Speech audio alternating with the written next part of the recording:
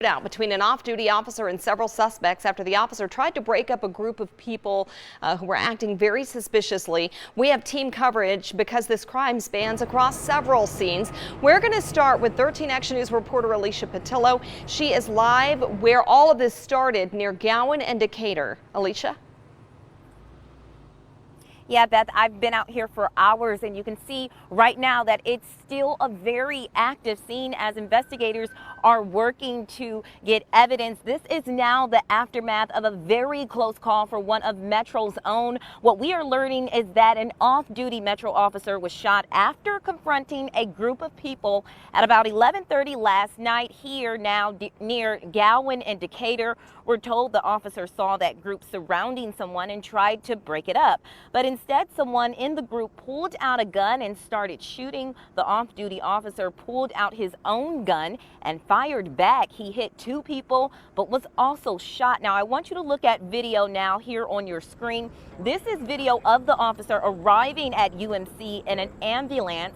He's expected to be okay, but after he was shot, the group of people all piled in a car and took off. Again, I'm back out here live near Gowan and Decatur. And again, this shooting happened at 11:30 last night. It is now 6 a.m. So they've been out here for several hours. So we're going to stay on scene until this area is clear. Beth, back to you. We are so glad that officer is going to be okay. We say off duty, but they're never off duty. These Metro men and women work all the time. We're so grateful for them. Alicia, you've been out there for hours. What's changed in the scene since you first arrived? Beth, you know what? The perimeter is pretty big. It's been big. They did allow us to come a little closer to the scene. We've seen several cars having to turn around and detour because they are not letting anyone pass this area. So that's about all that has changed since then. And again, we are very, very happy that that officer is going to be okay. It was a very close call. Yes, so great update there, Alicia. Thank you so much. Well, as Alicia mentioned, this crime spanning two different scenes, right? Because a bunch of those people piled into a car and took off, and police caught up to them. That is where 13 Action News reporter Kelsey McFarland is live near Ogden and 4th Street. So Kelsey, this is where it all ended. What happened there and what do you see now? Yeah, but this is about 5 miles from where Alicia was. A look at that intersection right now. You can see officers are still on scene. This is where they say they stopped a vehicle with 3 people inside. They say they arrested 3 people, 2 of them with gunshot wounds. Caution tape still surrounding the area. Now, this is about a block away from Fremont Street. This is an area with lots of people in the area. Some employees of Gold Spike, which we're standing outside of right now, say they witnessed the arrest unfold, but did not want to go on camera this morning. That employee says she saw a man lying halfway in the car, halfway in the road. Now we want to zoom in and show you that vehicle that may have been involved. It's a black sedan with its doors and trunk open, and it looks like crime scene investigators are looking very closely at this vehicle. We've seen officers and detectives moving in and out of the scene throughout the morning.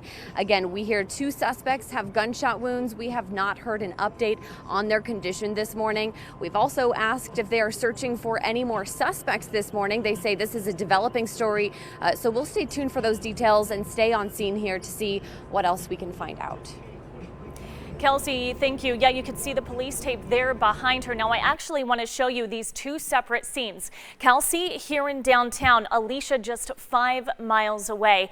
Let's start with where Kelsey is. There are closures in both of those scenes. 4th and Ogden, that intersection is still closed for that investigation. Christina is in live drive for us this morning. You can see those police vehicles blocking the entire roadway.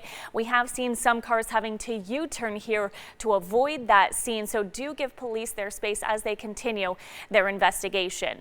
Here's that second scene. This is where Alicia is. Decatur is closed this morning between Alexander and Gowan for that investigation.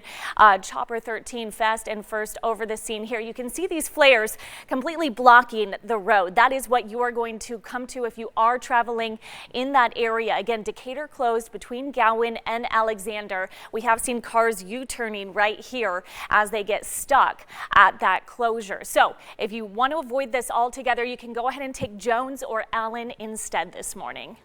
All right, Marissa, thank you. We're going to continue to follow this breaking news on air and online. You can keep up by downloading our KTNV mobile app. It is free in the App Store and on Google Play, and that's often the fastest way our viewers are getting updates and information about breakers.